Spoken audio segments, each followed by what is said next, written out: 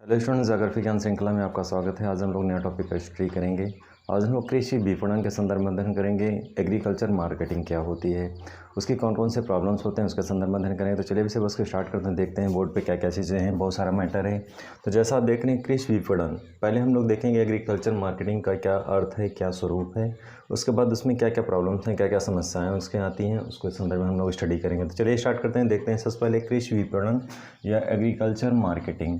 तो जैसा कि आप जानते हैं एग्रीकल्चर मार्केटिंग के अंतर्गत वे सभी सेवाएं आ जाती हैं जो कृषि उपज को खेत से लेकर उपभोग तक पहुंचाने में करनी पड़ती है। तो कृषि विपणन के अंतर्गत इसमें जैसे वनी, बागवानी तथा कृषि उत्पादों के भंडारण, प्रसंस्करण व विपणन के साथ साथ इसमें कृषिगत मशीनरी का वितरण व अंतर्राज्यीय स्तर पर कृषि वस्तुओं का आवागमन भी शामिल है। तो ये सारी चीज़ें शामिल हैं कृषि विपणन में या एग्रीकल्चर मार्केटिंग में। और इसके अलावा कृषि उत्पाद में वृद्धि हेतु तकनीकी सहायता प्रदान करना शामिल है। तो इस तरह से कृषि विपणन में क्या क्या है, परिवहन है, भंडारण है, प्रसंस्करण है, ग्रेडिंग है, ये कृषि विपणन की गतिविधियां हैं। तो इन गतिविधियों को कृषि विपणन कहा जाता है, एग्रीकल्चर मार्केटिंग कहा जाता है। एग्जाम में इस तरह से क्वेश्चन, छोटे छोटे क्वेश्चन आते हैं और आपको अगर इसमें नॉलेज या स्टडी नहीं किए रहते हैं तो आप ऐसे क्वेश्चन को छूट जाता है आपका।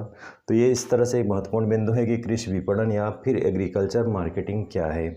नेक्स्ट स्टेप में हम लोग देखेंगे भारत में कृषि विपणन की कौन कौन सी समस्याएं हैं। जैसा कि आप जानते हैं भारत एक कृषि प्रधान देश है और कृषि प्रधान होने के नाते यहाँ पे कृषि का विकास अभी उतनी अच्छे से नहीं हुआ है। बहुत सारी समस्याएं हैं, बिचौलियों की समस्याएं, मार्केटिंग में बहुत सारे स्टेप में समस्याएं हैं। तो उन समस्याओं के संदर्भ में स्टडी करेंगे। तो सबसे पहले देखें हम लोग कि कृषि विपणन में कौन कौन सी समस्याएं। पहला है मध्यस्थों की अधिकता। भारत में कृषि विपणन के क्षेत्र में मध्यस्थों की लंबी श्रृंखला है। कृषकों एवं उपभोक्ताओं के मध्य, कृषकों और उपभोक्ताओं के मध्य या बीच में मध्यस्थ की भूमिका निभाते हैं, जिसमें गांव के साहूकार हैं। तो गांव के साहूकार हैं, महाजन हैं, घूमता फिरता व्यापारी है, थोक व्यापारी है, फुटकर व्यापारी है, दलाल है, मिल वाला है, ये शामिल हैं। ये सभी लाभ लेते हैं। तो कहने का मतलब है जितने लोग ये सब लगे हुए हैं उपभोक्ता और बीच में, जैसा कि आप देख रहे हैं किसानों के मध्य एक प्रकार से मध्यस्थता का कार्य करते हैं, स्वयं प्रॉफिट लेते हैं और इस तरह से फ़ायदा लेते हुए ये मतलब कृषि विपणन के क्षेत्र में इनकी एक समस्या क्रिएट करते हैं। क्योंकि मध्यस्थों के होने के कारण जो फ़ायदा होता है, जो मूल्य निर्धारित होता है, वो प्रभावित होता है। तो ऐसे परिस्थितियों में बिचौलियों का होना ज़्यादा हानिकारक होता है कभी कभी। और ये बिचौलिए भी एक प्रकार की कृषि विपणन की क्या बने हैं, समस्या बने हैं। नेक्स्ट स्टेप में देखेंगे मंडियों में अनेक दोष। मंडियों में क्या क्या दोष है। भारत में कृषि मंडियाँ नियमित नहीं हैं। तो भारत में कृषि मंडियाँ नियमित नहीं हैं, जिनमें अनेक कमियां हैं। जैसे तराजू बाट में गड़बड़ी है, उपज के एक बड़े अच्छे भाग को नमूने के रूप में निकाल लिया जाता है, ये भी एक बहुत बड़ी समस्या है। मूल्य का निर्धारण में आढ़तियों व क्रेताओं का नियंत्रण है।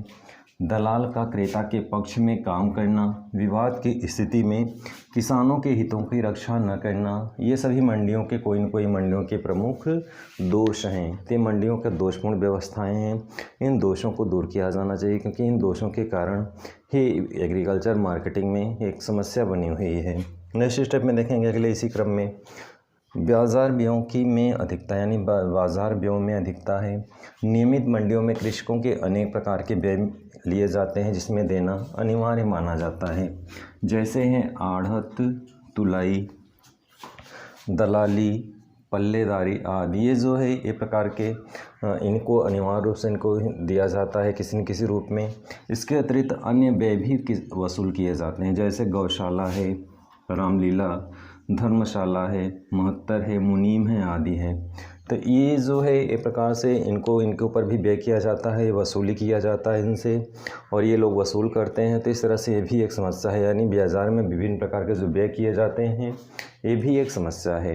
अगले स्टेप में देखेंगे, नेक्स्ट है श्रेणी गणन एवं प्रमाणीकरण संस्थाओं का अभाव। भारतीय मंडियों में जो कृषि उत्पाद हैं उनके बिकने के लिए आते हैं, यानी कृषि उत्पाद कहाँ पे आएंगे, भारतीय मंडियों में आते हैं, बाजार में आते हैं। प्रायः अवर्गीकृत व अप्रत्याशित होते हैं। तो ये अवर्गीकृत होते हैं, अप्रत्याशित होते हैं। बहुत से कृषकों द्वारा जानबूझकर मिट्टी या फिर अन्य मिलावट करके वस्तुओं को बेचने के लिए लाया जाता है। परिणाम स्वरूप कृषकों को अपनी जो कीमत है, जो उपज है, उस मूल्य का कम है, उससे कम ही मूल्य मिल पाता है। तो देश में श्रेणीकरण और प्रमाणीकरण करने वाली संस्थाओं की कमी है। श्रेणीकरण का मतलब कि उपज में भी गुणवत्ता होती है, निम्न लेवल की, मध्यम लेवल की या उच्च लेवल की, उनका श्रेणीकरण होना चाहिए। और इस तरह से ये समस्या होने के कारण मार्केट में जो लो प्राइस है वही सभी किसानों को उसका मूल्य मिलता है। यानी कहने का मतलब जब कोई उत्पाद है उसका श्रेणीबद्ध हो जाएगा तो जो अच्छे उत्पाद हैं उनको ज़्यादा मूल्य मिलेगा, जो मध्य है उनका कम मिलेगा, जो थर्ड श्रेणी का है उसका जो है और कम मिलेगा। लेकिन कुल मिला के जो एक नॉर्मल है उसी के बेस पे सबको प्राइस वही मिल जाता है, तो इससे किसानों को लॉस होता है। नेक्स्ट स्टेप में देखेंगे इसी में भंडार गृहों का अभाव। भारत में कृषि पदार्थों के उचित विपणन के लिए भंडार गृहों की कमी है जो अनेक समस्याओं को जन्म देता है। तो भंडार गृह की कमी होने के कारण अनाज जो है भंडार गृहों में नहीं रखा जा सकता और ऐसे परिस्थितियों में किसानों के लिए सबसे बड़ी समस्या है, उन्हें पहले समय के पहले बेचना पड़ता है। बहुत सारी समस्याएं उत्पन्न करता है भंडार गृह न होने के कारण। तो ये भी एक कृषि मार्केटिंग या एग्रीकल्चर मार्केटिंग की एक समस्या है। नेक्स्ट स्टेप में देखेंगे कृषि विपणन के सुधार के लिए उचित कानूनों का अभाव। तो कृषि विपणन के सुधार के लिए उचित कानून की समस्या है भारत में कृषि विपणन के सुधार के लिए उचित कानून नहीं है। अतः नियमों के अभाव में क्या समस्या है? नियमों के अभाव में कम मापतौल, कालाबाजारी, दलालों पर अंकुश नहीं लग पा रहा है। तो ये समस्याएं हैं। एक बेहतर कानून होगा तभी हम एग्रीकल्चर मार्केटिंग को नियंत्रित कर सकते हैं। एग्रीकल्चर मार्केटिंग की फील्ड में जो समस्याएं हैं उनको एक अच्छे बेहतर कानून के माध्यम से उन्हें दूर किया जा सकता है। लेकिन इन सब की चीज़ों की कमी के कारण जो है ये समस्याएँ लगातार बनी हुई हैं। नेक्स्ट स्टेप में देखेंगे भ्रष्टाचार। कोई भी व्यवस्था में भ्रष्टाचार अगर है तो व्यवस्था बेहतर नहीं हो सकती। बेहतर व्यवस्था देने के लिए भ्रष्टाचार से मुक्त करना होगा। तो यहाँ पे भी एक समस्या है, भारत में भी भ्रष्टाचार है। भ्रष्टाचार के कारण अधिकारी जो है कानूनों में शक्ति का पालन नहीं करते, जिससे कृषि विपणन की समस्याएं दूर नहीं हो पाती। कृषि विपणन की समस्याएं बनी हुई हैं और इस समस्याओं को दूर करने के लिए भ्रष्टाचार का खात्मा होना बेहद आवश्यक है। नेक्स्ट स्टेप में कृषि विपणन की समस्याओं को दूर करने के उपाय, यानी कृषि विपणन में जो समस्याएं हैं, एग्रीकल्चर मार्केटिंग में जो भी प्रॉब्लम्स हैं उनको कैसे दूर किया जाए, कौन कौन से उपाय किए जाएं जिससे एग्रीकल्चर मार्केटिंग में वो प्रॉब्लम्स दूर हो जाएं। पहले स्टेप में देखेंगे इसमें नियमित मंडियों की स्थापना। नियमित मंडियां न होने के कारण समस्याएं बनी हुई हैं, अतः मंडियों को नियमित किया जाए जिससे उन समस्याओं को दूर किया जा सकता है। नेक्स्ट स्टेप में श्रेणी विभाजन व प्रमाणीकरण करने की आवश्यकता, यानी जब उत्पाद को श्रेणीकरण किया जाएगा तो उसमें जो गुणवत्तापरक अनाज होंगे उनको किसानों को उनको बेहतर मूल्य प्राप्त हो पाएगा और श्रेणीकरण के माध्यम से ही हम इन समस्या को दूर कर सकते हैं। नेक्स्ट स्टेप में प्रामाणिक नाप एवं बाट तौल। कहते हैं मापतौल पत्थरों से भी बनाते हैं कि कभी कभी भी जो मीडिएटर होते हैं या भी बिचौलिए होते हैं या जो बड़े किसान या किसानों के ऊपर जो दलाल होते हैं कम तौलते हैं, तो मापतौल एक निर्धारित किया जाना चाहिए। मिट्टी के या फिर कभी कभी पत्थर के टुकड़े के या ईंट के जो बना लेते हैं उससे कम मापतौल होता है, किसानों को उसका उचित मूल्य नहीं मिल पाता। तो इन सब चीज़ों को खात्मा होना चाहिए, इन सब चीज़ों को समाप्त करना चाहिए और एक बेहतर व्यवस्था देने के लिए निश्चित मापतौल की व्यवस्था की जानी चाहिए। नेक्स्ट स्टेप में देखेंगे विपणन सूचनाओं पर प्रकाशन करके, यानी विपणन सूचनाओं पर प्रकाशन करके भी इस समस्या को हम दूर कर सकते हैं। अगला है भंडार गृहों की स्थापना। भंडार गृह बहुत ही आवश्यक है एग्रीकल्चर फील्ड में और भंडार गृह की स्थापना करके हम एग्रीकल्चर मार्केटिंग की समस्याओं को दूर कर सकते हैं। नेक्स्ट स्टेप में पुराने भंडार गृहों की मरम्मत। जो भंडार गृह पहले बने हुए हैं जिसमें बारिश होने पे टूटे फूटे हैं, बारिश होने पे अनाज भीग जाते हैं, सड़ जाते हैं, तो ऐसे कंडीशन में सरकार को भी चाहिए कि जो भी भंडार गृह पुराने हैं उनकी रिपेयरिंग करना चाहिए, जो जर्जर हो गए हैं उनका पुनरुद्धार करना चाहिए। नेक्स्ट स्टेप में अगले में है इसी में कम मापतौल के लिए कठोर कानून।